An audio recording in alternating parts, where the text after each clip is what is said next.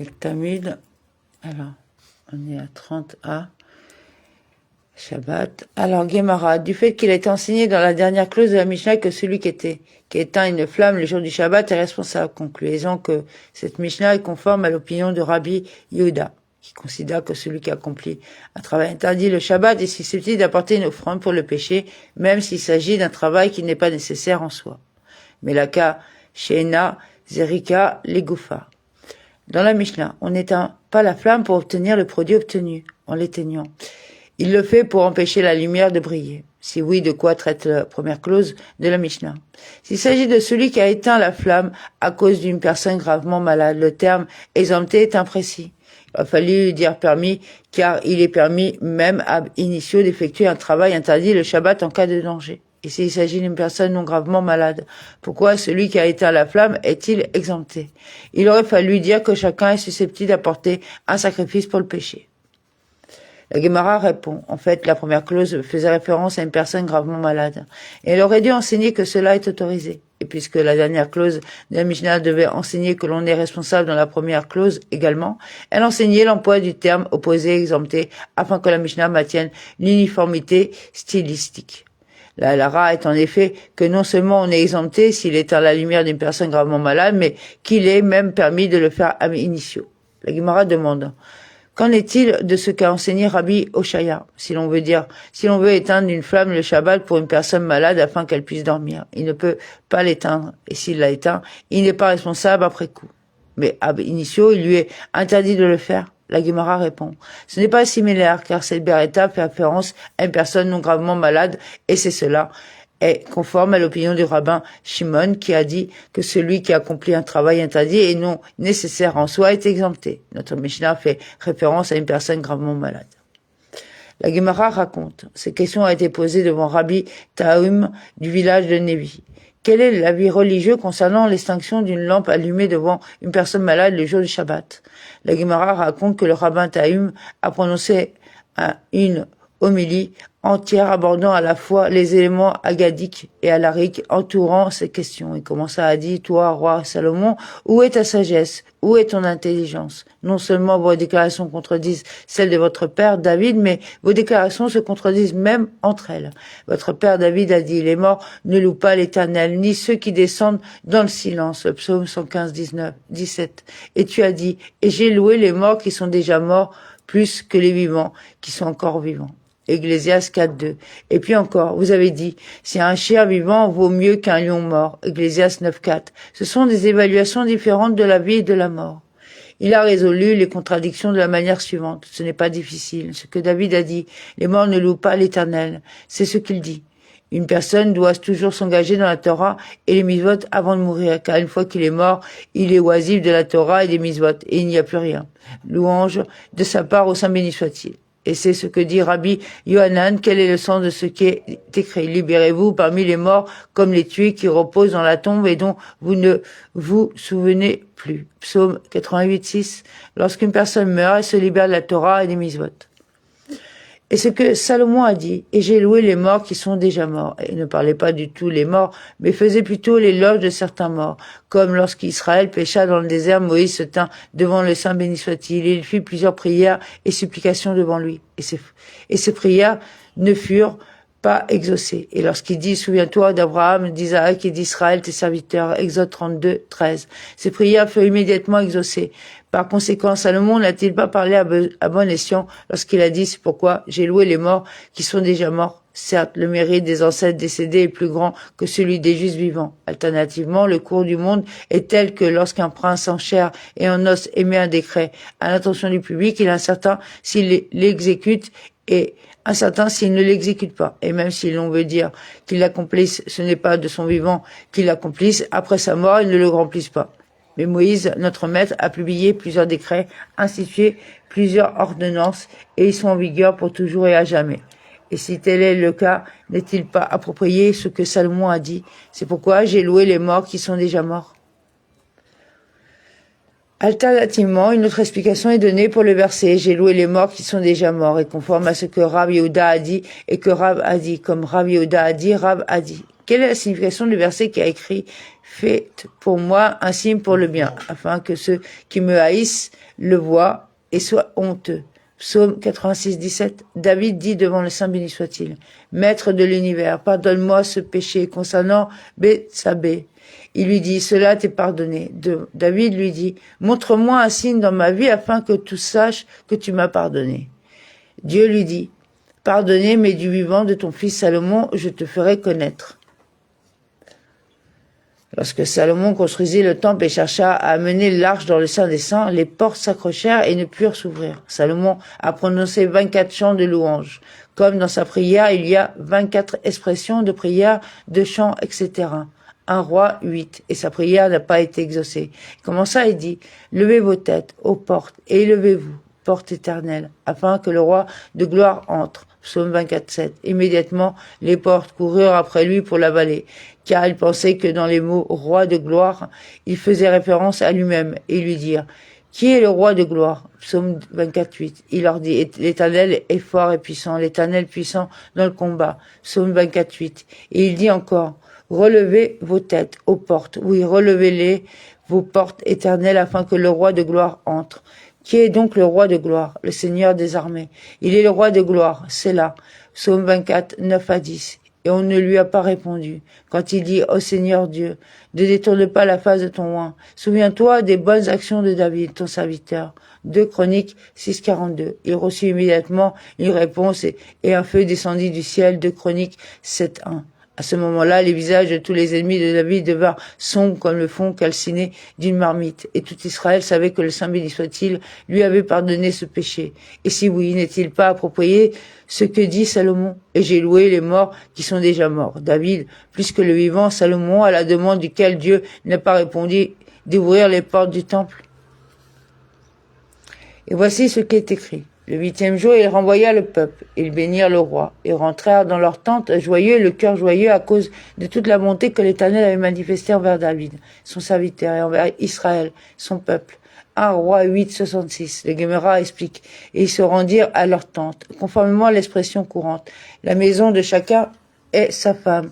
On explique que lorsqu'ils rentrèrent chez eux, ils trouvèrent leurs femmes rituellement pures et de la pureté rituelle des menstruations. Joyeux signifie qu'ils ont apprécié l'aura de la présence divine lors de la dédicace du temple. Et le cœur heureux signifie que la femme de chacun d'eux a été fécondée et a donné naissance à un mâle. Le verset continue pour toute la bonté que l'Éternel avait manifestée envers David, son serviteur, et envers Israël, son peuple. Pour David, son serviteur, signifie qu'à cette occasion, ils sont tous vus que Dieu lui avait pardonné ce péché. Pour Israël, son peuple, signifie qu'il leur a pardonné le péché que de Yom Kippour, car ils n'ont pas jeûné cette année-là, voir 1 Roi 8,65.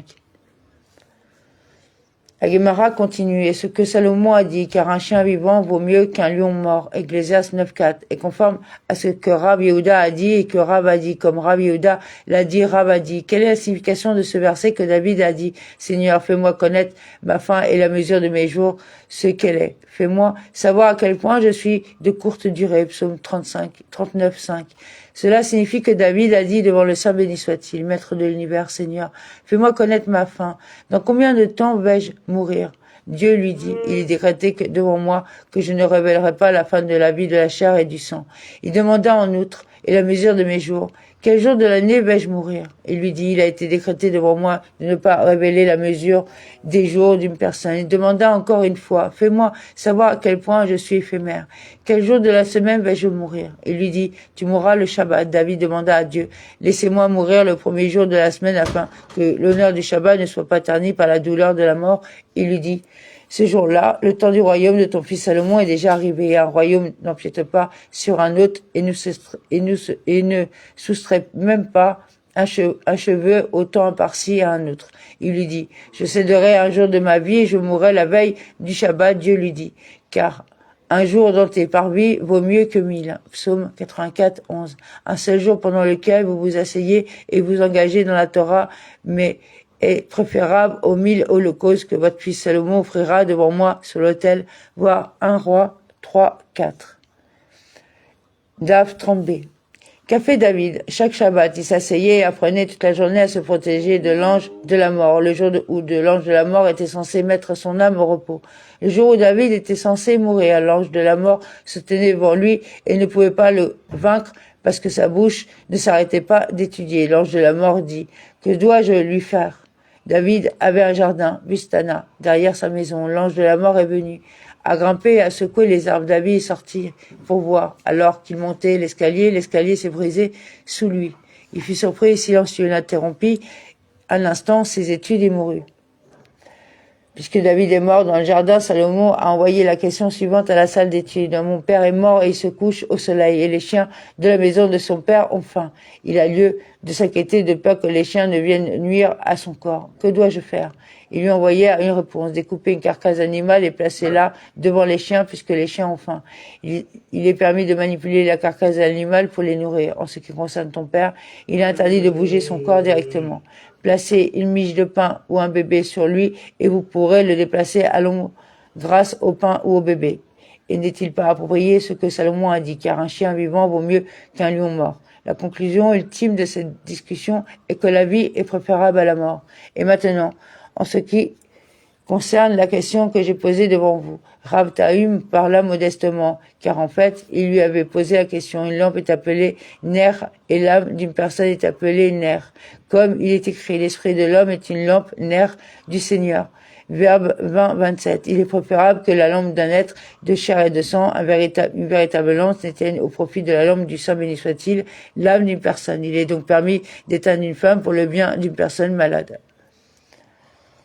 Puisque les contradictions dans l'Ecclésiaste ont été mentionnées, la Gemara cite des sources supplémentaires pertinentes. Rav Yehuda, fils de Rav Shmuel Bar Shela, a déclaré au nom de Rav. Les sages ont cherché à supprimer le livre de l'Ecclésiaste et le déclarer apocryphe parce que ces déclarations se contredisent et qu'il est susceptible de confondre ses lecteurs. Et pourquoi ne l'ont-ils pas supprimé? Parce que son commencement consiste en des questions de Torah et sa fin consiste en des questions de Torah.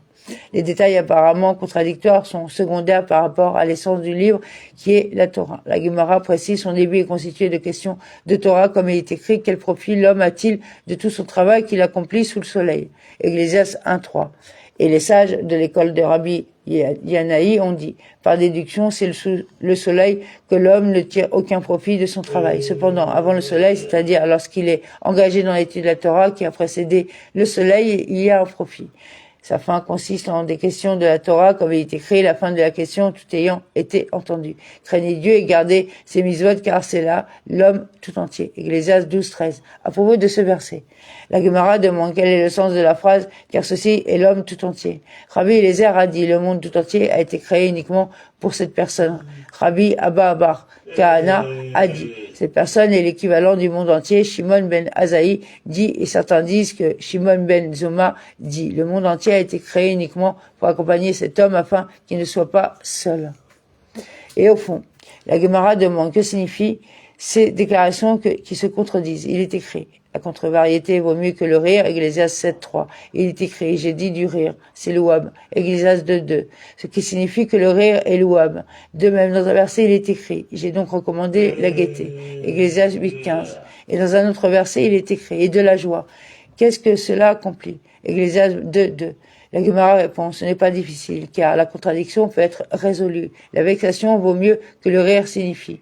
La vexation du Saint béni soit-il envers les justes de ce monde est préférable au rire du Saint béni soit-il. Rire avec les méchants de ce monde en les comblant de bonté. J'ai dit à propos du rire, il est louable, c'est le rire dont le Saint béni soit-il rit avec les justes dans le monde à venir. De même, alors j'ai loué la gaieté, c'est la joie du mitzvah.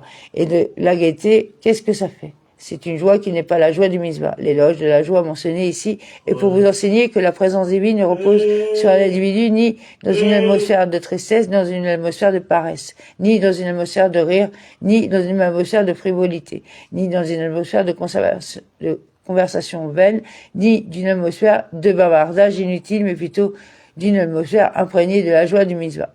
Comme il a été dit à propos d'Élisée, après qu'il se soit mis en colère contre le roi d'Israël, son esprit prophétique l'a quitté jusqu'à ce qu'il demande, mais maintenant, amène-moi à Ménestre.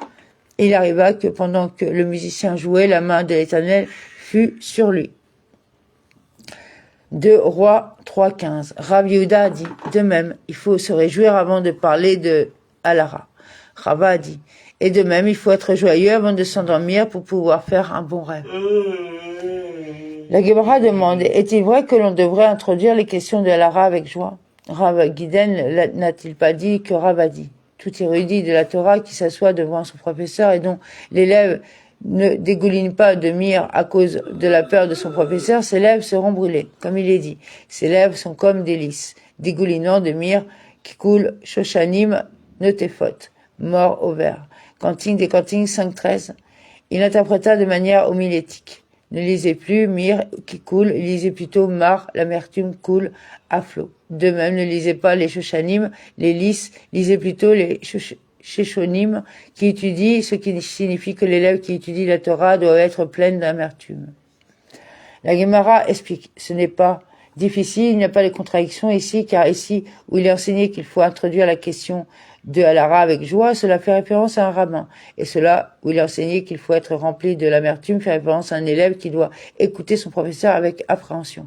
Et si vous le souhaitez, dites plutôt que ceci et cela font référence à un rabbin et ce n'est pas difficile.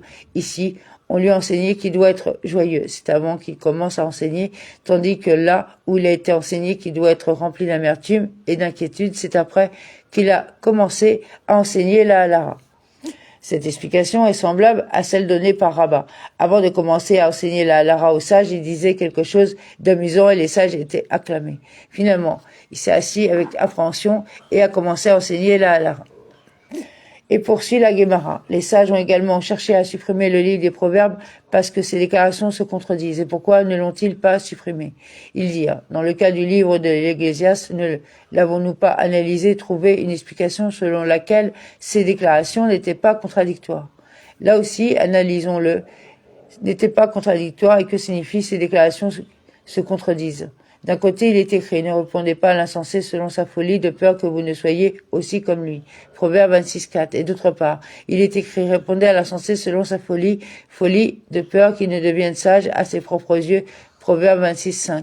La Gemara résout ces contradictions apparentes. Ce n'est pas difficile, car ici, là où il faut répondre à un insensé, il s'agit d'un cas où l'insensé fait des affirmations sur des sujets de la Torah, alors que là où il ne faut pas lui répondre, il s'agit d'un cas où l'imbécile fait des affirmations sur des choses banales.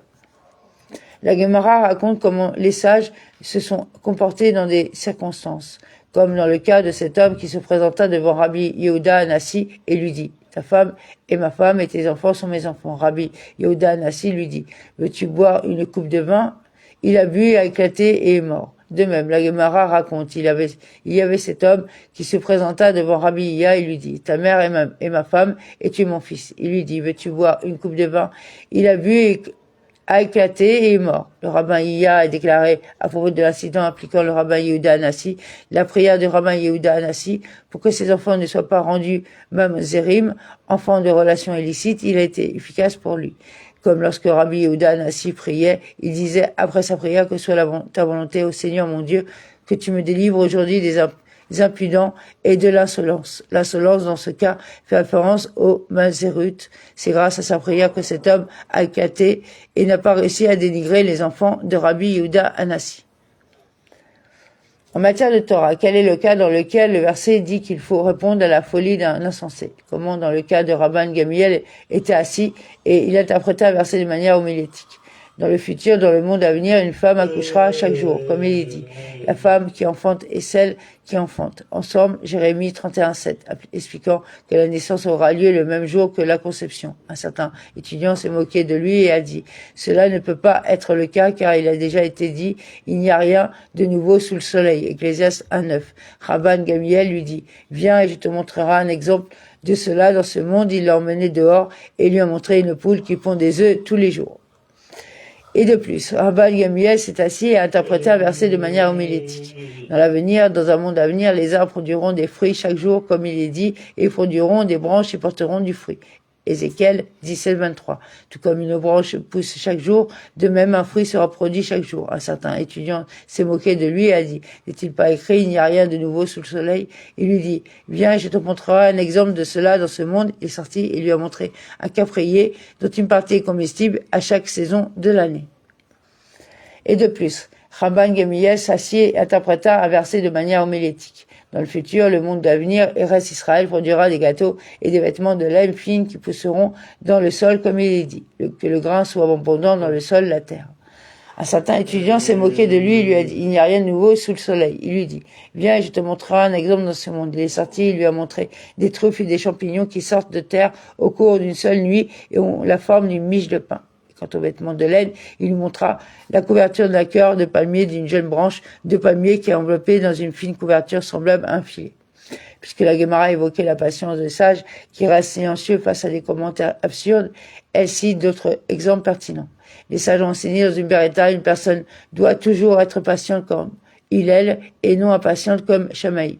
La Guémara raconte, il y a eu un incident impliquant 2 personnes.